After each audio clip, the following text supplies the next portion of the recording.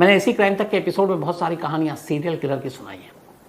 अलग अलग serial killer की अपनी अपनी कहानियाँ हैं, अपनी अपनी सोच है। सीरियल किलर एक के बाद एक क्यों कत्ल करते हैं, कई बार तो ऐसा भी होता है उन्हें खुद ही नहीं मालूम होता कि वो क्यों कत्ल करते हैं। तो अजीब अजीब कहानियाँ भरी पड़ी हैं। लेकिन आज की जो कहानी है सीरियल किलर की, इस कत्ल के पीछे जो उसका मोटिव, जो मकसद, जो उसकी सोच है, वो बेहद अजीब थी। ये कहानी है एक ऐसी लड़की की जिसका बचपन ठीक ठाक था, लेकिन उसे लगता था कि ठीक ठाक नहीं है। कहानी है क्रांजा की। क्रांजा एक लड़की जिसका जन्म हुआ मैक्सिको में। उसके फादर एक राइटर थे, लेखक थे, लेकिन बेहद सख्त थे अपने बच्चों को लेकर। उनका ये मानना था कि बच्चे पढ़ाई लिखाई पर ध्यान दें, फालतू दोस्तों के साथ वक्त न बिताएं, और इसीलिए वो थोड़े स्ट्रिक्ट भी थे और बच्चों को ये बुरा लगता था। उसमें क्रांजा भी थी। कुछ वक्त के बाद क्रांजा के पिता मैक्सिको से शिफ्ट होकर स्पेन पहुंच जाते हैं। वहाँ स्पेन में उन्हें अच्छी जॉब मिल जाती है और वो वहीं काम कर रहे होते हैं। अब क्रांजा की भी पढ़ाई लिखाई वहीं होती है और बेहद ज़हीन पढ़ने लिखने में क्रांजा। थ्रू आउट उसने अपने स्कूल में टॉप किया। स्कूलिंग करने के बाद अब उसका कॉलेज में दाखिला हो गया। लेकिन यह था कि बड़ी होने के साथ साथ अब भी उसके पिता का बर्ताव अपने बच्चों को लेकर वैसे ही सब था कि दोस्तों से कम मिलना है, वक्त कम बर्बाद करना है, पढ़ाई लिखाई पर ध्यान दो, अच्छे इंसान बनो, कामयाब बनो, जो हर माँ बाप का होता है। और ये बात क्रांजा को बड़ी तकलीफ देती थी। उसे लगता था कि उसके पिता कुछ ज़्यादा ही उन लोगों के साथ सख्त है। तो ये हमेशा ये चीज़ जो है उसके जहन में रहती थी। अब वो इसके बाद कॉलेज में पहुंच गई। इत्तेफाक से कॉलेज जाने के बाद एक लड़के से उसे प्यार हो जाता है। अब जब उसे प्यार हुआ तो क्रांजा के अंदर एक शुरू से ही बच्चों को लेकर एक दूसरी भावना थी। उसे लगता था कि वो भी एक दिन माँ बने और उसके बहुत सारे बच्चे हों। अब कॉलेज में अब वो बड़ी हो गई, बालक भी हो गई और एक उसका बॉयफ्रेंड बन गया। उसने कहा कि अब इससे पहले कि कुछ और हो, कोई रुकावटें आए, घर वालों को कुछ इसके बारे में, बॉयफ्रेंड के बारे में पता चला तो हमेशा की तरह पिता ने डांटा। तो उसे लगा कि उसका बॉयफ्रेंड उसकी ज़िंदगी से दूर न चला जाए, इसलिए उसने आनंद फानन में बिना घर वालों को बताए उससे सगाई कर ली, एंगेजमेंट। सगाई के बाद अब दोनों कॉलेज में पढ़ाई भी कर रहे थे, घर वालों को पता नहीं था। लेकिन थोड़ा सा वक्त बीता और इन दोनों का ब्रेकअप हो गया। क्रांजा का बॉयफ्रेंड उसे छोड़कर चला गया। ये बात क्रांजा के दिल में एक तरह से घर कर गई। उसे बहुत बुरा लगा कि उसके बॉयफ्रेंड ने उसे डिच किया, धोखा दिया है। उसे इतनी नफरत हो गई अपने बॉयफ्रेंड से कि उसने कहा कि इसको मार डालूंगी। धीरे धीरे वक्त बीता। अब उसने सोचा कि कैसे मारूं, कैसे बदला दूं। फिर एक रोज़ उसने कहा कि इसकी कार का ब्रेक फेल कर देते हैं, और उसने अपने उसी बॉयफ्रेंड का, एक्स बॉयफ्रेंड की कार का ब्रेक फेल कर दिया। अब यह था कि कार वो चलाएगा और उसके बाद एक्सीडेंट होगा, उसकी मौत हो जाएगी। लेकिन इत्तेफाक से जब उसका बॉयफ्रेंड कार में बैठा तो उसी वक्त उसने अंदाज़ा हो गया, चेक कर लिया कि शायद ब्रेक फेल है, तो उस गाड़ी को इतनी स्पीड पर ले भी नहीं गया और उसकी जान बच गई। अब जब ये बात क्रांजा को पता चली तो उससे फिर अफसोस हुआ। उसके बाद लगा कि ये सब बेकार है, छोड़ दो ये देश। अब वो स्पेन से जर्मनी पहुंच गई। जर्मनी अपना बिना माँ बाप को बताए हुए। वहाँ जाने के बाद उसने छोटे मोटे काम किए। काम करने के बाद अब धीरे धीरे अलग अलग घरों में नौकरी कर रही थी। इसी दौरान में एक आइसक्रीम पार्लर में उसने नौकरी करनी शुरू की। जब आइसक्रीम पार्लर में उसने नौकरी करनी शुरू की तो वहीं उसकी मुलाकात एक शख्स से हुई जिसका नाम था होलगर। अब होलगर उस आइसक्रीम पार्लर में काम नहीं करता, लेकिन आकर अक्सर उस पार्लर में आसपास रहता, बैठता। इधर क्रांजा का भी कोई दोस्त था नहीं जर्मनी में। धीरे धीरे दोनों में बातचीत हुई, बातचीत आगे बढ़ी, दोनों में प्यार हो गया। प्यार होने के बाद अब क्रांजा ने कहा कि ये शख्स ठीक है, इससे शादी कर लेते हैं। हालांकि उससे उम्र में करीब 14-15 साल बड़ा था। लेकिन क्रांजा ने होलगर से शादी कर ली। शादी करने के बाद दोनों कुछ वक्त तक सब कुछ ठीक चला, लेकिन फिर झगड़ा होने लगा। इन लोगों ने कहा कि कुछ माहौल बदलते हैं, शायद झगड़ा ना हो। तो दोनों ने जर्मनी छोड़कर फैसला किया कि ऑस्ट्रिया में जाते हैं, वहीं कोई नौकरी करेंगे दोनों और वहीं अपना घर बसाएंगे।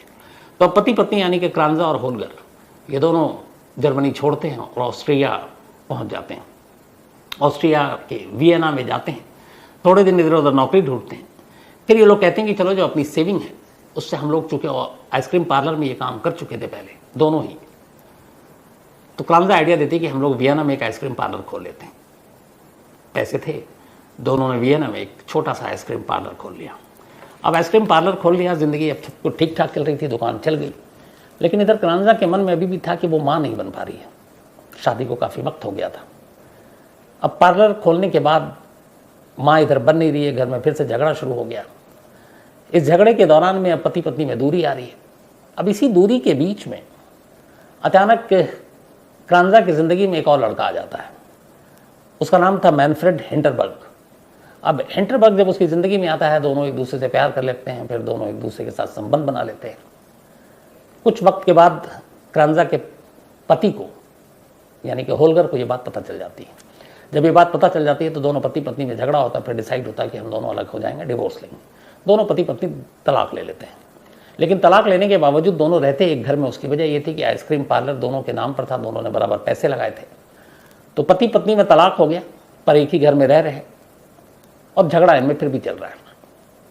तलाक के बाद अब होलगर और क्रांजा के बीच में इस बात पे झगड़ा था कि पार्लर ठीक से नहीं चल रहा, उसके जिम्मेदार तुम हो। वो कहती थी तुम हो। अब इधर डिवोर्स से पहले ही उसकी ज़िंदगी में एक दूसरा लड़का आ गया था, यानी क्रांजा की ज़िंदगी का यह तीसरा शख्स था। अब वो उससे मिलती जुलती, उसके साथ वक्त बिताती। ये सब कुछ चल रहा था कि इसी दौरान में 2008 में एक रोज़ उसके एक्स हस्बैंड होलगर के साथ घर में लड़ाई होती है, इसी आइसक्रीम पार्लर को लेकर।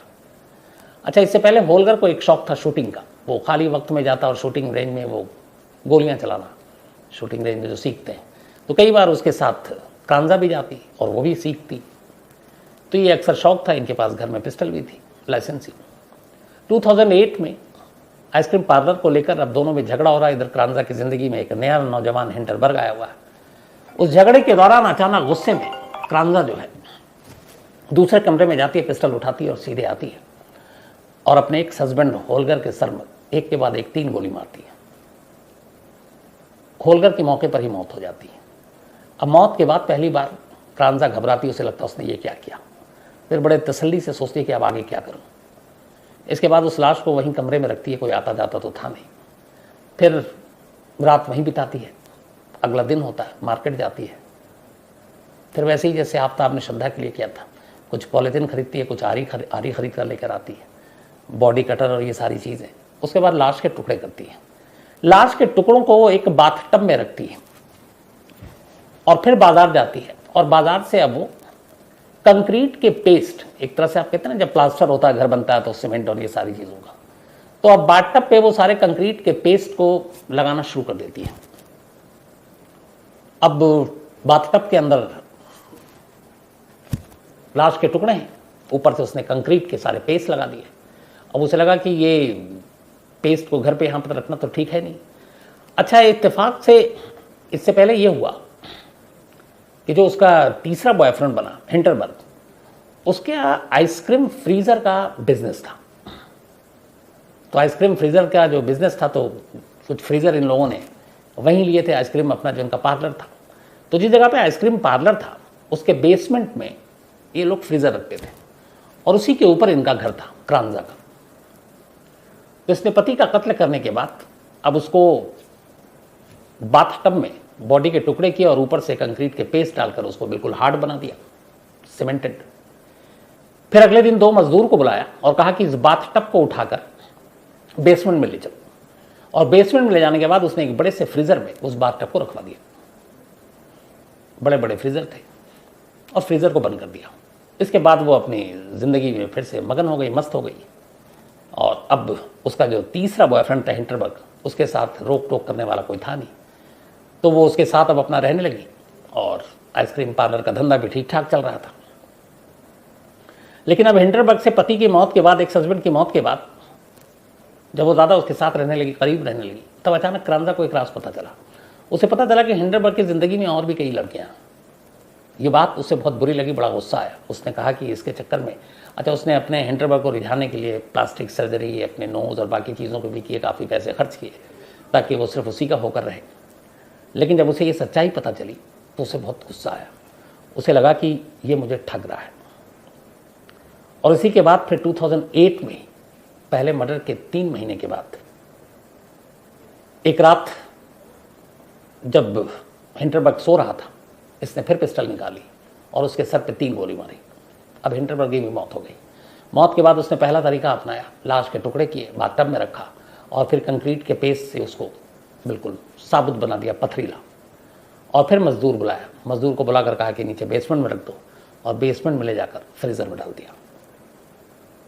3 महीने के अंदर 2 लाश दोनों फ्रीज़र में, ऊपर आइसक्रीम पार्लर। अब वो जो बेसमेंट था, वो बेसमेंट ऐसा था कि उसमें और भी दुकानों के फ्रीज़र रखे हुए थे, तो जिसके जरिए लोग अपना अपना काम करते थे। और बेसमेंट ऐसा था कि कॉमन था, कोई भी उसमें आ जा सकता था। लेकिन जब दूसरी लाश रखी तब क्रांजा ने उस बेसमेंट में अपना ताला लगा दिया और उसको एक तरह से पर्सनल बना लिया। कुछ दिन हो चुके थे, 2 कत्ल के बाद अचानक क्रांजा की जिंदगी में एक चौथा नौजवान आता है। पहला कॉलेज का बॉयफ्रेंड था, दूसरा जिससे उसने शादी की, तीसरा जिसके साथ उसका अफेयर था, उसने उसको मार डाला। अब इन 2 कत्ल के बाद एक चौथा आता है जिसका नाम है रोनाल्ड। रोनाल्ड उसकी ज़िंदगी में आता है, दोनों बातचीत करते हैं। रोनाल्ड से भी उसे प्यार हो जाता है। रोनाल्ड और क्रांजा दोनों अब शादी कर लेते हैं। तो ये उसकी ज़िंदगी की दूसरी शादी थी, 2 अफेयर, दूसरी शादी। सब कुछ ठीक चल रहा था। इस दूसरी शादी के बाद क्रांजा को दुनिया की सबसे बड़ी खुशी मिलती है। जो सपना था उसका मां बनने का, वो पूरा हुआ, वो प्रेग्नेंट हो गई। और अब उसने तय किया कि वो अपनी पूरी जिंदगी बड़ी शांति से गुजारेगी। जो उसने पहले किया वो राज रहे, तो फिर ऐसा कुछ नहीं करेगी। लेकिन ऐसा हुआ नहीं। दरअसल होता ऐसा है कि रोनाल्ड की जिंदगी में आने के बाद क्रांजा जब प्रेग्नेंट हो गई, उसके कुछ ही वक्त के बाद एक रोज जिस जगह पर आइसक्रीम पार्लर था क्रांजा का, उसके बराबर की शॉप के कुछ पानी के पाइप में प्रॉब्लम आ गई। तो जब पानी के पाइप में प्रॉब्लम आई तो उस दुकानदार ने प्लम्बर को बुलाया और उससे कहा चेक करो। तो पाइप चेक करते हुए वो पाइप जो जा रही थी उस बेसमेंट तक जा रही थी, जो आइसक्रीम पार्लर के नीचे थी और जहां तमाम फ्रीजर रखे हुए थे। प्लम्बर वहां पहुंचा तो देखा पहले तो ताला लगा हुआ, फिर बड़ी हैरत हुई। फिर क्रांजा से चाबी मांगी गई, उसने चाबी दी। प्लम्बर अंदर गया, उसने सारे पाइप चेक किए। पाइप चेक करने के दौरान अचानक उसकी नजर देख पड़ी एक फ्रीजर पर। अब उसने कहा कि ये आइसक्रीम पार्लर है, काम भी कर ही रहा है, तो कई बार ऐसा होता है कि शायद इसमें भी कुछ आइसक्रीम पड़ा हो। उसने एक फ्रीजर खोल डाला। जैसे ही खोला, उस जमी हुई चीज़ों के बीच एक इंसानी पैर उसको नजर आया। जैसे ही वो पैर देखा, बदहवास भागता है, शोर मचाता है। जिस मालिक के लिए वो आया था वो लोग पहुंच जाते हैं। इसके बाद फ्रीजर के अंदर एक इंसानी पैर को देखकर समझ जाते हैं मामला गड़बड़ है। फौरन पुलिस को इन्फॉर्म किया जाता है। पुलिस आती है, फ्रीजर को निकाला जाता है। 2 बाथटब निकलते हैं, उनमें तमाम जमे हुए इंसानी अलग अलग लाश के टुकड़े मिलते हैं और पता चलता है कि ये दोनों फ्रीजर जो हैं ये क्रांजा के हैं। क्रांजा को मौके पर ही गिरफ्तार कर लिया जाता है। इसके बाद उससे पूछताछ होती है। जब पूछताछ होती है तो फिर पता चलता है कि इस दौरान में क्रांजा का जो एक्स हस्बैंड था जिससे डिवोर्स हो गया वो गायब था, तो उसके दोस्त भी ढूंढ रहे थे, और जो दूसरा एक है वो भी गुम था, उसके घर वाले भी ढूंढ रहे थे। तो फिर कुछ चीज़ों से पता चल गया कि ये दोनों लाशें किसकी है, और क्रांजा ने फिर एक्सेप्ट कर लिया कि हाँ उसने ये दोनों कत्ल किए। इसके बाद मुकदमा चला। 2010 में क्रांजा को अदालत ने उम्र कैद की सज़ा सुनाई। हालांकि मौत की भी सज़ा थी, लेकिन कहा गया कि, और उसको ये कहा गया कि उसका मानसिक हालत ठीक नहीं है। इस दौरान में जब ये फैसला आया, उससे पहले जब ट्रायल शुरू हुआ, तो गिरफ्तारी के कुछ महीने के बाद ही क्रांजा ने जेल में एक बेटे को जन्म दिया। अदालत ने उसके बेटे को उसके पति रोनाल्ड के कब्जे में दे दिया, हवाले कर दिया, और क्रांजा ने भी इस पर कोई एतराज़ नहीं जताया, तो अपने बाप के पास पहुंच गया। इसके बाद उम्र कैद की सज़ा दी गई। 2012 तक वो उस जेल में रही जो महिलाओं के लिए होती है, लेकिन फिर उसके जेल के अंदर कुछ बर्ताव ऐसे थे कि वहाँ के जेल के प्रशासन जो है उनको डर लगने लगा। उन्हें लगा कि ये है तो महिला, लेकिन इस पर शायद मर्द भी काबू ना पाए, और ये जब वायलेंट होती है, तो इसकी वजह से बाकी कैदियों को खतरा हो गया। इसके बाद एक कमेटी बैठी, फिर अदालत के पास मामला गया, और ऑस्ट्रिया की हिस्ट्री में पहली बार ऐसा हुआ कि 2012 में क्रांजा को महिलाओं की जेल से निकालकर एक पुरुष की जेल में भेजा गया और पुरुष की जेल में रखा गया। क्यों? उनकी सोच थी कि बाकी वहाँ पे महिलाओं को खतरा है इसकी वजह से। तो 2012 में क्रांजा का नाम फिर से सुर्खियों में इसीलिए आया था कि ये वियना की हिस्ट्री में पहली बार था जब किसी महिला को किसी पुरुष जेल में भेजा गया। आखिरी खबर आने तक क्रांजा वियना की उसी जेल में उम्र कैद की अपनी सज़ा काट ली। तो ये थी कहानी। अब कहानी ख़त्म करूँ उससे पहले वही अपना सिलसिला। आज खुशबू सतपुते, इनका बर्थडे है, तो हैप्पी बर्थडे खुशबू। और मिलिंद सतपुते जी ने भेजा है, उनकी सिस्टर हैं ये। यश कंगन, इनका भी आज जन्मदिन है, तो हैप्पी बर्थडे यश कंगन। और गौरव शर्मा ने भेजा है। इसके अलावा पराग भूसारी, इनका भी आज बर्थडे है, तो हैप्पी बर्थडे पराग। आशुतोष तेलांग ने भेजा है। मधुरा, इनका भी आज बर्थडे है, तो हैप्पी बर्थडे मधुरा। और ये प्रजाकटी एंड पद्मनभ, बल्कि प्राजक्ति एंड पद्मनभ, माफ़ी के साथ, उनकी बिटियां हैं। विवान, इनका भी आज जन्मदिन है, तो हैप्पी बर्थडे विवान। और ये श्रीदेवी एंड गोविंद जी के बेटे हैं। और गणेश प्रसाद ने भेजा है। साथ ही Sujata Sara Abraham ji, thank you so much. ये सुजाता सारा अब्राहम जी टोरंटो में रहती हैं, कनाडा में। और कल इत्तेफाक से इनसे मुलाकात हुई है, बहुत अच्छी मुलाकात हुई है। एंड थैंक यू आपकी दुआओं के लिए, आपके आशीर्वाद के लिए, आप हमेशा अच्छी रहें। इसके अलावा रूपेश नायक की कहानी की फरमाइश की है। और दो लोग खासतौर पर मैं जिक्र करूंगा यहाँ पर, एक मयंक प्रभाकर साहब और दूसरे हैं मनोज लुखार साहब। ये दोनों बहुत पुराने क्राइम तक फैमिली मेंबर हैं। कल के उस आफ्ताब की जो बातें थी और की ऑडियो जो आवाज़ सुननी थी, आपको नहीं सुन पाए, तो ख़ासतौर पर मयंक प्रभाकर जी ने कहा था कि एक तो ये कि इसे नहीं सुनाया जाना चाहिए, और उन्होंने कहा आप क्यों सुनाना चाह रहे थे। दूसरा उन्होंने ये भी कहा कि वो पुलिस की केस प्रॉपर्टी है, जो बोन्स हैं, तो उनके फादर भी चाहेंगे कि पहले आफ्ताब को फांसी हो, और ये सारी चीज़ें बात की बातें हैं। तो मैं मयंक साहब आपकी भावनाओं की कदर करता हूँ, बस इसलिए मैंने कही थी कि एक तो आफ्ताब के जो ये सारी चीज़ें हुई, उसके बाद श्रद्धा के पिता ने कल खुद ये कहा था, और बाकायदा बहुत इमोशनल होकर कहा था कि जो कुछ हुआ वो अब भुलाने की कोशिश कर रहा हूँ, लेकिन एक बाप होने के नाते उन्होंने कहा कि मेरा राइट है कि मुझे मेरी बेटी के लास्ट राइट्स के लिए उसके जो अवशेष हैं वो दिया जाए। तो उनके फादर के बिहाफ पर मैं कह रहा था, और बिल्कुल ये ज़रूरी है कि आफ्ताब को जो सज़ा हो वो तो होगी, लेकिन यहाँ एक बाप की तमन्ना है कि वो कम से कम अपनी बेटी का अंतिम संस्कार कर सके। तो इसलिए दूसरा जो आपने कहा कि ऑडियो सुनाना ये करने से इससे प्रूफ पे कोई असर नहीं पड़ेगा, क्योंकि मैंने कल भी कहा था दिल्ली पुलिस ने ऑलरेडी चार्जशीट दाखिल कर दी है, फॉरेंसिक रिपोर्ट सबमिट हो गई है, तो अब इन चीज़ों से कोई मतलब नहीं होता। हाँ, मुझे लगता है कि बहुत सारे लोगों को एक कातिल कैसा होता है, क्या सोचता है, इस समझने की भी ज़रूरत है, ताकि बहुत सारे ऐसे क्राइम और जुर्म रोक सकें। और मनोज लुखार जी ने भी यही कहा था कि ऑन एयर नहीं होनी चाहिए ऐसी चीज़ें। तो हर एक की अपनी राय होती है, लेकिन आप लोगों के भी इस राय की कदर करता हूँ, तो मैंने कहा आपके जवाब ज़रूर दूंगा। शैलेश यादव हैं, भरत चौहान जी हैं, और कोई नाराज़गी नहीं है भरत साहब आपसे। साथ ही वेलंगनी विवेन, माफ़ी चाहता हूँ कई बार रिप्लाई नहीं कर पाता हूँ उसके लिए। Joita Dutta, thank you so much. इसके अलावा मयूर थोले, थैंक यू आपका भी। प्रियंका कालरा जी, थैंक यू आपका भी। विक्रम सिंह जी, थैंक यू आपका भी। साथ ही Urmi Singh, thank you, and दुआ है कि आपके भाई साहब जल्द से जल्द ठीक हो जाएं। इसके अलावा पूनम जैन, थैंक यू आपका। संतोष मेवाड़ा, और मुलाकात ज़रूर होगी आपसे। आकाश, बल्कि अक्षय चौहान, थैंक यू आपका भी। अजय शर्मा नेहला, खुखरी की स्टोरी इन्होंने कही कि मैं कह चुका हूँ कि सुना चुका हूँ, लेकिन इन्होंने कहा मिली नहीं, एक बार मैं और क्रॉस चेक कर लूँगा। निशा सिंह सितारे, थैंक यू सो मच। इसके अलावा गोविंद ललवानी जी, थैंक यू आपका भी। तो आज कहानी में इतना ही, लेकिन कहानी खत्म करूँ उससे पहले कल के मैच का जिक्र, आईपीएल का, जो लखनऊ और आरसीबी के बीच में हुआ। मुझे लगता है कि लगातार एक वक्त था जब आरसीबी मैच जीत रही थी, लेकिन फिर कुछ 2-3 ओवर जो पूरन ने खेले, और वो लास्ट ओवर, और मुझे लगता है कि जो आखिरी गेंद पर भी मैच टाई हो सकता था। दिनेश कार्तिक, चूँकि बैट्समैन के बल्ले पे वो गेंद लगी नहीं, उनके पास सीधे कीपर के पास वो गेंद थी, लेकिन वो सही से कलेक्ट नहीं कर पाए और मैच जीत गए लखनऊ।